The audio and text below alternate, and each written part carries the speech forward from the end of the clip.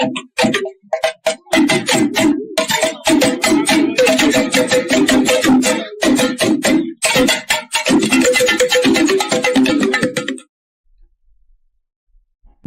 kí yín káàbọ̀ sí tutorial mi ní èdè Yorùbá.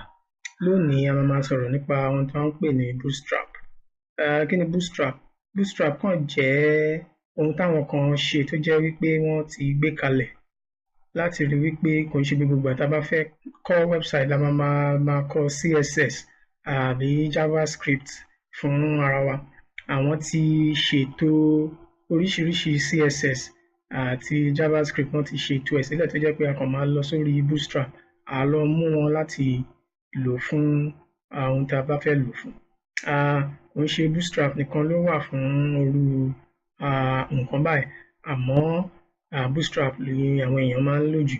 Irú eléyìí tó jẹ́ foundation wọ́n máa ń ṣe irú nǹkan báyìí náà, àmọ́ bootstrap ni ohun tá a fẹ́ gbé yẹ̀wò. Tá a bá bẹ̀rẹ̀ tá a ní ká lọ sórí bootstrap, a rí pé oríṣiríṣi CSS àti JavaScript ni wọ́n ti ṣe ètò ẹ̀ sílẹ̀ tó jẹ́ pé tá a bá lọ sí irú bí wo gbogbo oríṣiríṣi nǹkan tó ti wà níbí tó jẹ́ pé a kàn máa wá gbé eléyìí tó jẹ́ pé a ti mọ ojú CSS àti HTML dáadáa, a kàn wá síbí a gbé ohun tá a fẹ́ lò.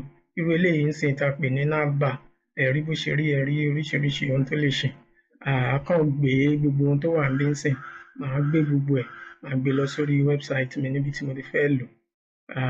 Ẹ rí pé ìrọ̀rùn gidi ni ó máa jẹ́ fún mi, màá lè tètè ṣe website mi tán. Èyí tí mo ṣe máa kọ gbogbo eléyìí fúnra mi. Ẹ rí pé gbogbo ẹ̀ wọ́n ti ṣètò ẹ̀ sílẹ̀ ńbẹ̀. Tí n bá wo irú bí eléyìí tó jẹ́ card, ẹ rí pé màá kàn kó eléyìí, tí n bá gbé sórí website mi ó ti ṣe card eléyìí tí wọ́n pè ní card title, ti ṣe jáde fún mi bẹ́yẹn. Mo mọ̀ pé a ti kọ nǹkan kan lórí JavaScript, àmọ́ JavaScript wúlò fún tá a bá ń lo bootstrap. Fún àpẹẹrẹ irú àwọn nǹkan báyìí JavaScript ni ń gbé irú àwọn nǹkan báyìí jáde. Ẹ máa ṣàkíyèsí irú àwọn nǹkan báyìí tí ẹ bá lọ sórí website, iṣẹ́ JavaScript nìyẹn. Ní àìpẹ́ a máa ṣe ẹ̀kọ́ lórí JavaScript. Ní ẹ̀kọ́ tá a máa ṣe lẹ́yìn eléyìí, a máa kọ́ website kan tó jẹ́ pé bootstrap nìkan ni a máa lò láti fi gbé irú website náà kalẹ̀.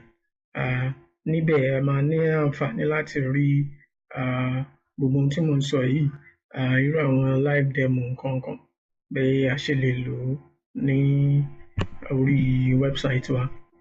Tẹ́ bá dẹ̀ wo bí ẹ rí oríṣiríṣi àwọ̀, àwọn àwọ̀ báyìí náà a lè gbé wọn lọ sórí website wa.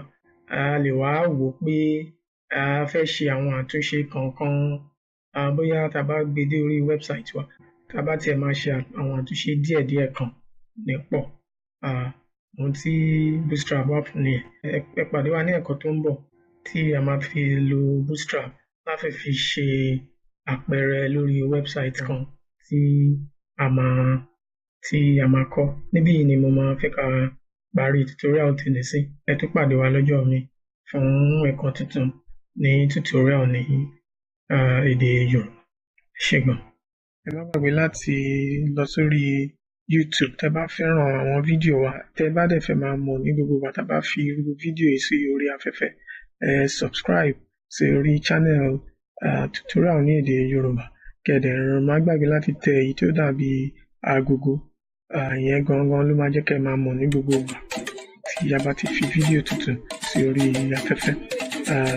Ẹ ṣé gan.